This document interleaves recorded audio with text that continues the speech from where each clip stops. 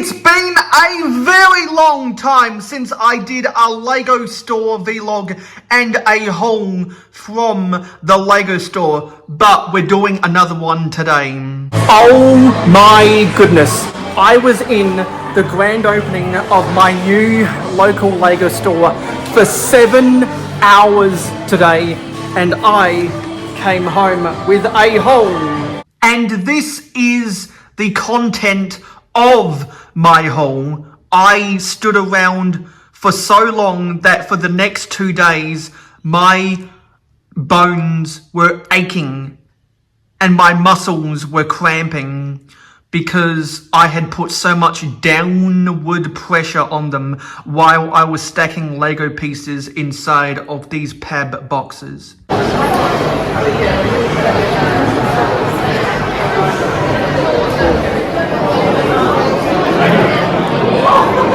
So the shopping mall opened at 9 a.m. I was dropped off at 7:30 a.m. and I didn't know that the mall opened before the stores opened. And so while I was entertaining myself outside of the mall, I saw people going inside and I was wondering what the hell was going on. And it turns out, yeah, people were lining up. So I feel kind of stupid about that. But I was one out of probably 200 plus people in line, and I think I was about halfway through the line. It got really crazy. It took me 50 minutes after the store opened just to get up inside the store. I waited 50 minutes at the start of the day in line, plus another half an hour of people lining up. So at the start of the day, I waited 1 hour and 20 minutes in line. Isn't that crazy? If you've waited a similar amount of time in lines to enter the Lego store on release day or whatever, please let me know in the comments down below. I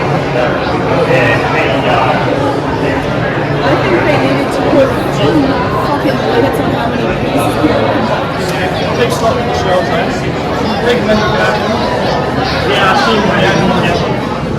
While I was in line, I got to see the inside of the store from the windows, and you could see all of that really cool Lego Formula 1 stuff and the rather interesting Star Wars stuff that was the Star Wars sign and the C-3PO, which if any of you guys have any thoughts about Lego Formula 1 or Lego Star Wars right now, please let me know in the comments down below.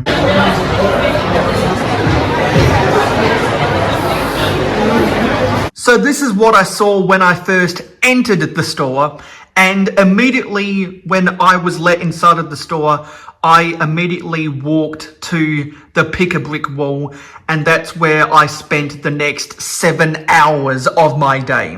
I know there was this thing advertised that the first 100 customers would get an exclusive minifigure or something, but I knew I wasn't going to be one of those people because I was going to be at the pick-a-brick wall all day. And as I was packing all of my stuff, there were probably 4 other groups of people that were by me at the same time, also stacking their stuff.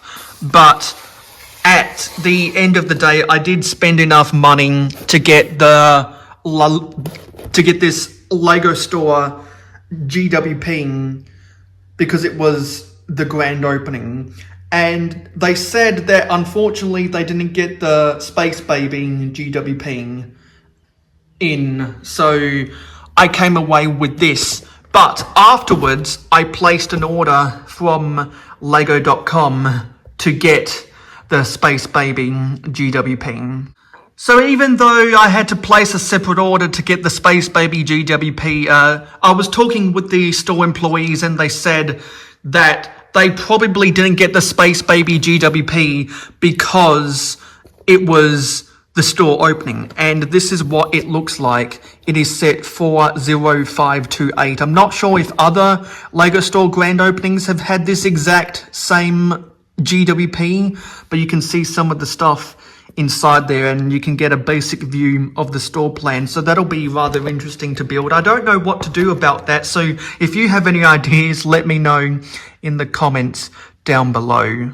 I'm going to try go through these one by one to see the order of what I packed. I know I was talking to some people like Hoarder66 who wanted to know what I got, and we have been talking with each other for a while to know that we both always want the masonry bricks, and I came away with a whole box of the 1x2 white masonry bricks, and I stacked them in 5x3s, and I held them together with 1x6 orange plates at the bottom. So that is majority 700 plus white 1x2 masonry bricks. And let's come across here. And this was a stacking technique that I used because I wanted to buy these lavender 5x6 leaf pieces and get a whole bunch of these 1x6x5 trans clear wall panels. So you can see the technique you can see the technique I did to fill the insides of these because they're panels. I put 3 of these on top of each other. I flexed them to fit inside here. I filled the gaps with these 1x1 trans yellow tiles round, and I held the bottoms together with the lime green 2x6 plates, and I just replicated that over and over again. And then they also had some of the white 1x2 bricks, so I stacked them. The light tan 2x2 bricks, so I stacked them, held them together with some 1x2 green jumpers and 2x4 lime green plates. And you can see that they also had some light bluish grey 1x3s, and they had a bunch of the sand green 1x6 bricks. And to get maximum use of my height, I ended up getting a lot of orange 1x6 plates. So there's just so much. You can see more of those same types of pieces in here. Also some yellow 1x1 round bricks, orange 1x1 square plates, more of these same stacks over and over again. And then this is a new stacking technique I used. They had a bunch of these small pine trees, and they had a bunch of the 8x8 dark bluish grey gratings. So I had the ingenious idea to interlock these upside down, so you can see that if I pull these apart, these fit in together. And this was just one of the adventurous stacking techniques that I did to maximize. So yeah, if you ever find small pine trees on your pab wall, I would also suggest doing the same thing, because yeah, and a lot of people, whenever I stack my pab pieces, they're always impressed with techniques like that. I also came away with some pink 1x4 bricks, and also some white 2x2 plates,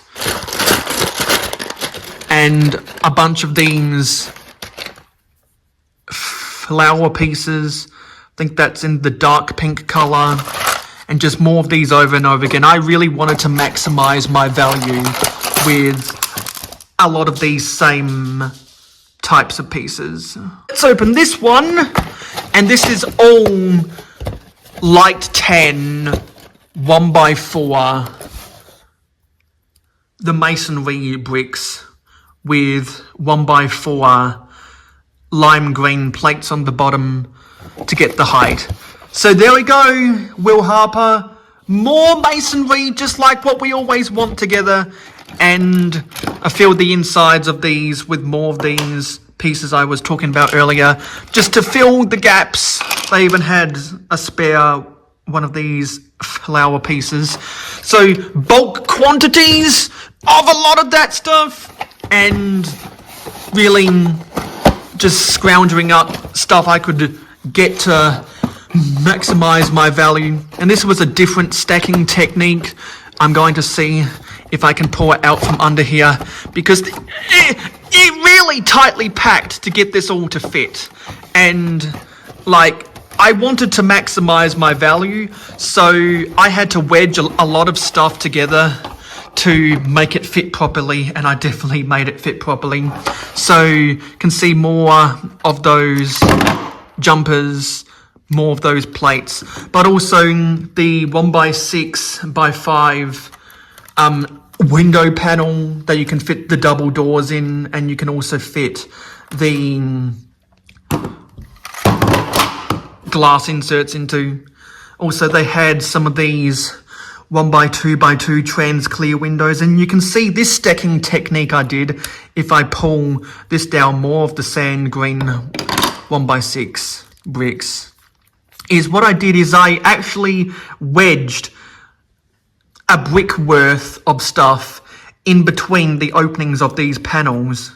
Some people came up to me and said that they also liked that technique. So I wonder if any of the viewers are going to end up using these stacking techniques whenever they next go to the Lego store. And if you end up doing any of these, or if you've also done stuff like this before, let me know in the comments down below. So I have no guarantee that I'm ever gonna acquire the double doors or the big window inserts, but these white versions of these window frames, they can be used as scaffolding if I really want. I know I could get some use of these in my harbour if I really wanted to, but yeah, there's just a ton of pieces and it crowds up my table really fast. And yeah, this was just a more hodgepodge. You can see more of those flowers. They also had the dark green versions of these 5x6 leaf pieces. They also had these rock pieces and just more of the same parts. So let me stack these out of here, just a whole bunch. I did more of this stacking technique. I was able to fit these inside each other like that. But there was an interesting stacking technique, if I can get down underneath here, is I was able to sandwich these rock pieces in between each other like that. They had a limited quantity of these rock panels. Not only was I able to fit that like that, but of course, if you see what I'm doing right there, I was also able to come underneath here and stack even more stuff inside of there, so more of those same pieces. And you can see how I wedged this stuff together to fit it properly. More of the same pieces. I got a bunch of the same pieces just as filler to maximize my value. And so they also had some of these cone bricks that I think are seen in some of the Harry Potter sets, but just more quantities of these really useful pieces. And we're gonna have a big cleanup on the aisle once I'm done showing all of these pieces. I'm just gonna keep all these pieces on the table just for illustration of all the stuff I bought. And I only found my Stanley knife yesterday. It was lost for a while. I was using alternative knives to get my stuff cut. But yet more of the sand green bricks, more of the lime plates, more of these bricks. And then I did another stacking technique. I stacked more of these inside each other. So you can see that I just kept on using the same stacking methods over and over and over again, just to maximize my value, get it all to fit in there. I truly did have an amazing experience, and I had known that I was going to go all out in getting stuff off of the pad wall. More of the masonry. And if I come underneath here, there's a different type of stacking technique I did. I was able to fit these inside of here. Just again, you gotta spend a lot of time when you're at the pad wall to fill your pad boxes to the fullest capacity so that you can get the most value out of your stuff. And I just kept on doing the same techniques over and over and over again. And you can see more of these techniques, again, fitting bricks inside of the undersides of these panels. And you can see that it just all fits in there. And this is the process you got to go through if you really want to maximize all your pad boxes. And more of these techniques. You gotta get it all to fit in there, and then you'll be the best mock builder that you can be. Because I always tell people that a mock builder is only as good as the ideas they have, the time they have, and the pieces they have. Well, I sacrificed a whole day of my life just to get the maximum value I wanted out of buying a whole bunch of pad boxes at once.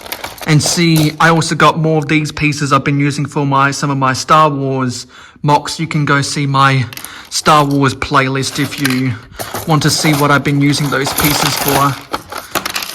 And again, more of these same pieces, more of these panels, and just more ways that you can stack and fit stuff inside of panels. I really like making stuff fit inside of these panels.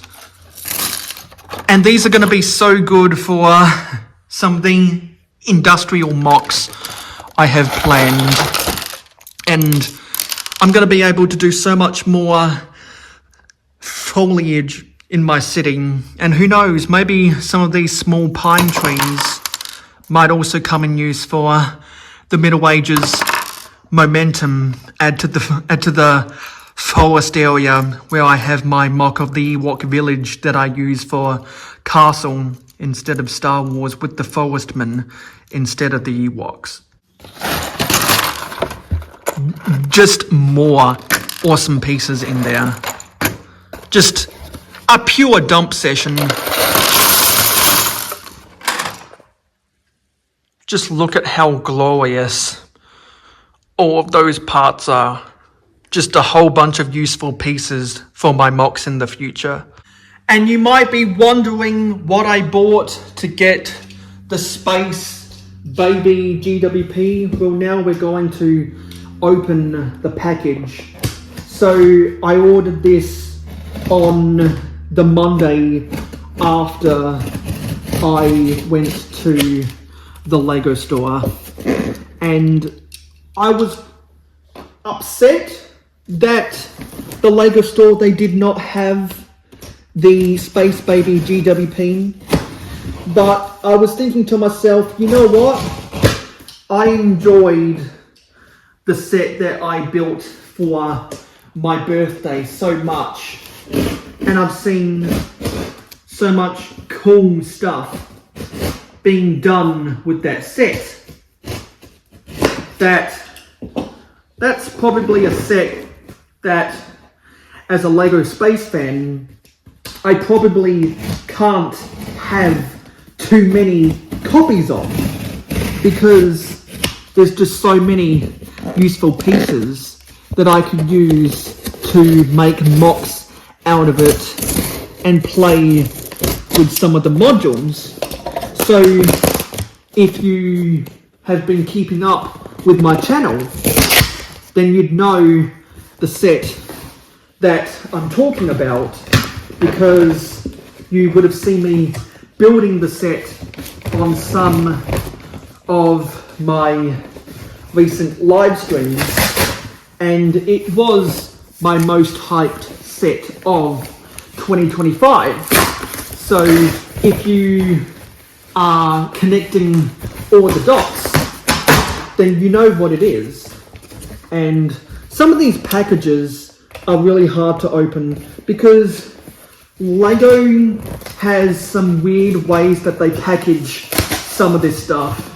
And some, well, not all of their boxes are rectangular in shape, especially if you're buying multiple sets per order.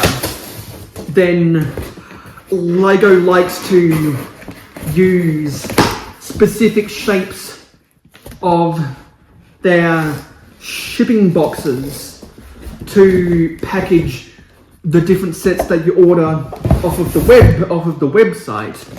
And lately they've been using this square design, which I don't know how I feel about, but nonetheless, this is the set I've been talking about. It is the neoclassic Blacktron Renegade.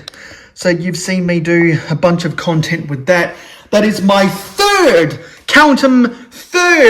copying of this set. And I also decided to buy another one of the scaled up minifigure, which in a lot of places around the world is called the upscaled figure.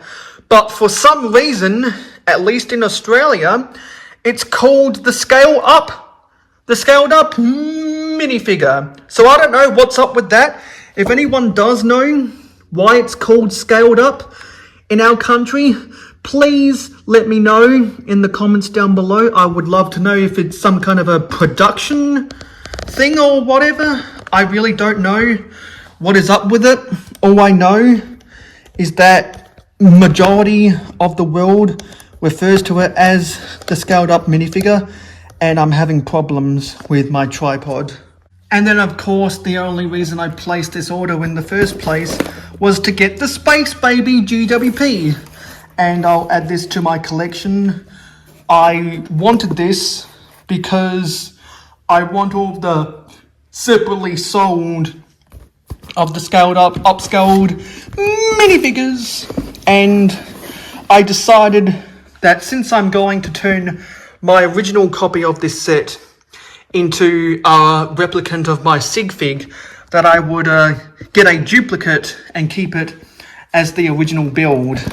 And so I want to get the Octane Racer eventually, but that will come another time. The Space Baby, officially called the Upscaled Baby Astronaut. See, that's weird.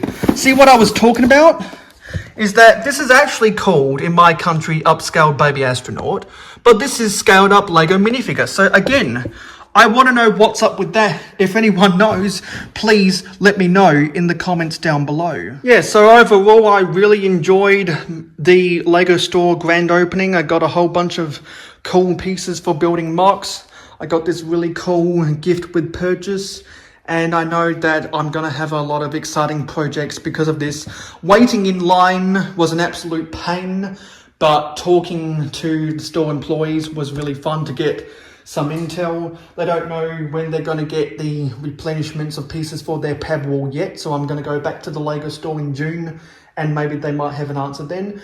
I actually had to take a break while I was packing these, so I went outside and I lined up again because I needed to just sit down. They didn't have anywhere for me to sit down in the store. So I told them I was going to be there all day. So while in the middle of packing, I actually let them take these into the back room and they put this on reserve for me because they knew I was going to spend a lot of money, and I spent almost 300 Australian dollars to get all of this stuff and another 200 and something Australian dollars for these two sets plus the GWP. So the store employees were really nice and they were all talking to me all day just to see how I was going. There were so many people at the pad wall that they got out some stairs for people to get some of the pieces off of the pad wall, and I was clearing out so many of the drawers at the pab wall, I was actively coordinating with the store employees of which pieces had ran out so that they could go get new pieces to restock it. So I would have more availability of pieces I could pick through, and also people who were at the wall could get their parts faster, clear themselves out of my way, so I could get easier access to clawing inside all of those drawers to get more pieces, because I estimate I probably went back and forth between the shelf that I was packing my boxes at and the pab wall itself. I probably did that over 100 times that day. The store employees saw me doing that, which is why they were accommodating me doing all of that, because they knew I was going to be a big spender. And anyway, I really enjoyed my time. I really enjoyed my experience. I didn't enjoy the pain on my body afterwards, but I told people who asked me that I knew what I was getting myself into. I knew I would go through that pain. I knew it was going to be a long time, because I know how to get value for my pab boxes. And I think, as is evidence by this video, I definitely did get value out of my pab boxes. So that is my Lego store vlog and haul. So thank you for watching this video. It is appreciated. Don't forget to like, comment, share, subscribe, and ring that notification bell. You can see the playlist for my other Lego store vlogs in the end slate of this video. And hopefully this time next week, I will be uploading a Lego City update for the month of May 2025. So stay tuned, and I'll see you in the next video.